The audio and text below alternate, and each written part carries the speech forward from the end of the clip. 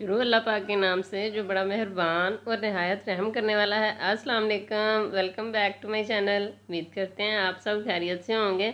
आज हम लाए आपके लिए झटपट से बनने वाली रसमलाई की रेसिपी। तो चलिए इस रेसिपी को बनाना स्टार्ट करते हैं। तो जी खूबसूरत से पैन में 1.5 लीटर के करीब दूध ऐड करेंगे और इसको बॉयल आने देंगे। तो यहाँ आप देख सकते हैं कि दूध को बॉयल आ गया। अब हम इसमें 2 से 3 इलायची ऐड करेंगे, उनके मुँह को खोल के, और साथ ही हम इसमें चीनी ऐड करेंगे।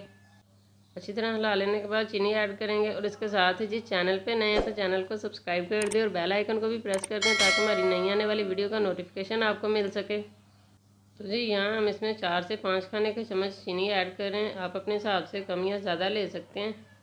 चीनी वगैरह ऐड करके हम इसको पकने के लिए रख देंगे और एक बाउल लेंगे और इसके अंदर हम 1 कप भर के मिल्क पाउडर ऐड करेंगे। मिल्क पाउडर ऐड करके हम इसमें 1 चाय का चम्मच बेकिंग पाउडर ऐड करेंगे और आधा खाने का चम्मच सूजी, आधा खाने का चम्मच मैदा ऐड करके हम इसको अच्छी तरह से मिक्स करेंगे। हमारे प्यारे व्यूअर ने जब ये रेसिपी ट्राई करनी है तो मिल्क पाउडर आपने अच्छे वाला लेना है। हल्के वाला कोई भी मिल्क पाउडर लेंगे तो इससे आपकी रेसिपी ख़राब हो जाएगी। हमने यहाँ नीडो का मिल्क पाउडर लिया है, तो जी अच्छा मिल्क पाउडर होगा तो एकदम परफेक्ट रेसिपी तैयार होगी। तो जी यहाँ हमने इसको अच्छी तरह से मिक्स कर लिया। अब हम एक अंडा लेंगे और उसको अच्छी तरह से फेंट के इसके अंदर थोड़ा थोड़ा करके हम इसको ऐड करेंगे और चम्मच की मदद से मिक्स कर लेंगे। आज की हमारी रसमलाई की रेसिपी भी इंशाल्लाह आपको बहुत पसंद आएगी और यकीन करेंगे इतनी मज़े की बनती है कि खाने वाला हाथ नहीं रोक सकता। माशाल्लाह ये इतनी टेस्टी और डिलीशियस बनती है। तो जी एक अंडा ऐड कर लेने के बाद हम इसको अच्छी तरह से मिक्स करेंगे। फिर हम देखेंगे कि इसके अंदर हमें और अंडा ऐड करने की ज़रूरत है कि नहीं। मिक्स करते हुए हम इसमें 1 खाने का चम्मच घी ऐड करेंगे। तो जी यहाँ हमें इसकी डो जो है वो सख्त लग रही है, तो अब हम इसमें 2 से 2.5 खाने के चम्मच मज़ीद फेंटा हुआ अंडा ऐड करेंगे ताकि जब हम इसके बॉल तैयार करें तो उनमें क्रैक्स ना आए। तो आपने भी अब ये रेसिपी ट्राई करनी है तो डो का नरम होना बहुत ज़रूरी है। डो का नरम होना इसलिए ज़रूरी है ताकि जब भी आप ये रेसिपी ट्राई करें तो ये आपसे इंशाल्लाह एकदम परफेक्ट तैयार हो। तो जी यहाँ आप देख सकते हैं कि 2 से 2.5 खाने के चम्मच मज़ीद अंडा ऐड करने के बाद डो जो है वो नरम हो चुकी है। अब हम इसके बॉल बनाएंगे। एक बॉल बना लेने के बाद हम आपको नज़दीक से दिखाएंगे कि माशाल्लाह डो एकदम नरम है और इसमें बिल्कुल भी क्रैक्स नहीं हैं। तो जी यहाँ आप देख सकते हैं बॉल्स को तैयार करेंगे और साथ साथ ही हम इसको दूध में ऐड करते जाएंगे जो हमने दूध पकने के लिए रख दिया था। तो जी यहाँ हम आपको फिर से दिखा रहे हैं। जैसे जैसे हम बॉल बनाते जाएंगे फ़ौरन से इनको दूध में ऐड करते जाएंगे। अगर रख लेंगे तो ये हार्ड हो जाएंगे। तो जी यहाँ आप देख सकते हैं कि दूध भी अच्छा खासा जो है वो पक चुका है। अब हम इसमें ऐड करते जाएंगे बना के साथ साथ। झटपट से बनने वाली रसमलाई की रेसिपी को आपने भी कंप्लीट वॉच करना है स्किप किए बगैर।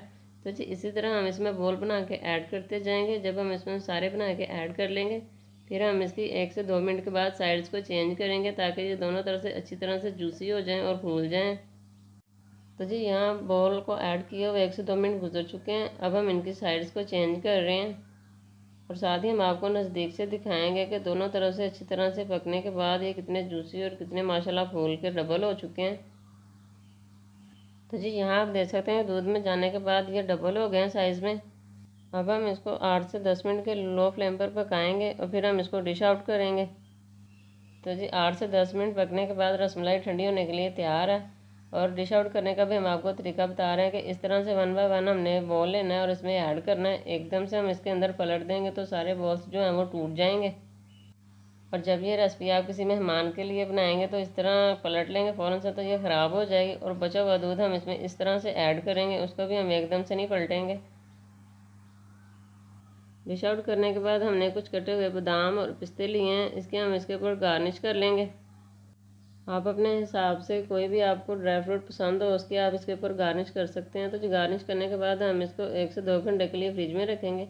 आप इसको चाहें तो ओवरनाइट के लिए भी रख सकते हैं क्योंकि रसमलाई जितनी ज़्यादा ठंडी होगी इतनी ही खाने में मज़ेदार और डिलीशियस लगेगी। तो जी माशाल्लाह रसमलाई ठंडी हो चुकी है। अब हम आपको इसको एक कटोरी में निकाल कर दिखाते हैं नज़दीक से कि ये माशाल्लाह कितनी मज़े की और डिलीशियस तैयार हुई है और इसके जो बोल हैं वो कितने अंदर से जूसी और मज़े के बने हैं। तो जी आज की हमारी रसमलाई की रेसिपी आपको कैसी लगी कमेंट्स बॉक्स में ज़रूर बताएं। वीडियो पसंद आए तो इसको ज़्यादा से ज़्यादा लाइक और शेयर ज़रूर करें। अल्लाह पाक आपको हमेशा मुस्कुराता रखे और तमाम परेशानियों से महफूज रखे और अपना ख़ास करम फरमाए। इसके साथ ही जी मिलते हैं नेक्स्ट रेसिपीज़ में।